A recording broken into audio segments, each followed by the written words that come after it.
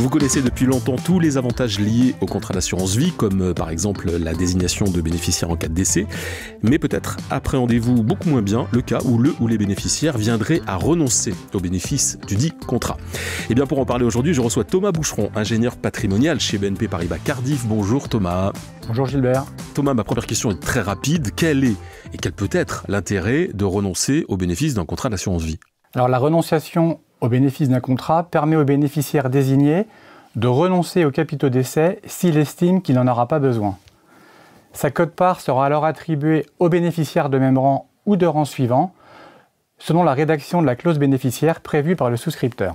Très bien, alors si ma décision est prise, comment je dois m'y prendre précisément pour renoncer au bénéfice du contrat ? La renonciation se matérialise par un courrier du bénéficiaire mentionnant qu'il renonce au bénéfice du contrat souscrit par Monsieur X.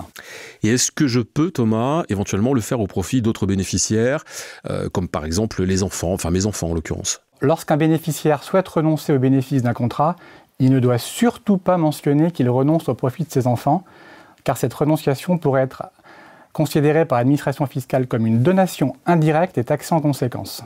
En pratique, le renonçant connaît les bénéficiaires auxquels sa part sera versée, toujours selon la rédaction de la clause bénéficiaire prévue par le souscripteur.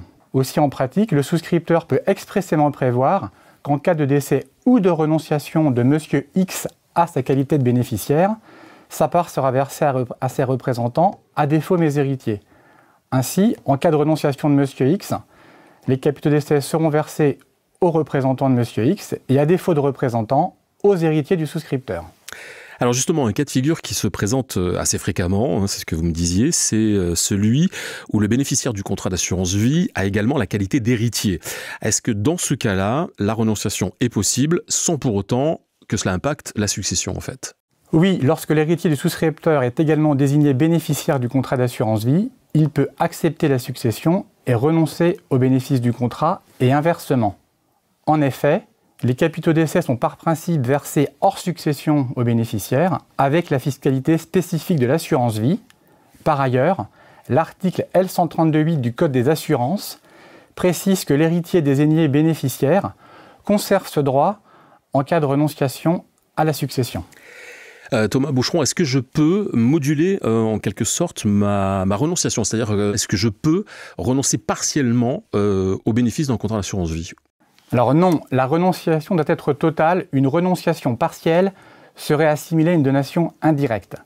Cependant, la clause dite à option pourrait permettre, selon la volonté du souscripteur, de conférer une plus grande souplesse dans la répartition des capitaux d'essai selon les souhaits et besoins du premier bénéficiaire, en pratique le conjoint.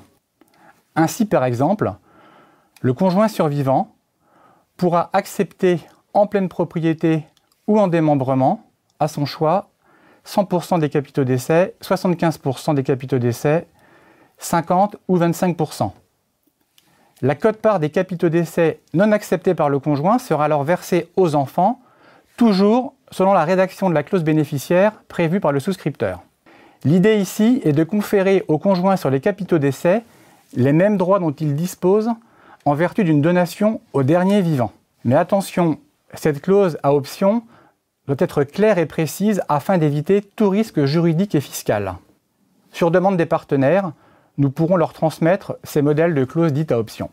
Voilà, ce sera là-dessus notre conclusion. Et rappelons, Thomas Boucheron, que la rédaction de la clause bénéficiaire est vraiment très importante et qu'il faut être très attentif à cela. Oui, et surtout, donc, en cas de doute, n'hésitez pas à nous faire parvenir vos modèles de clause bénéficiaire pour validation.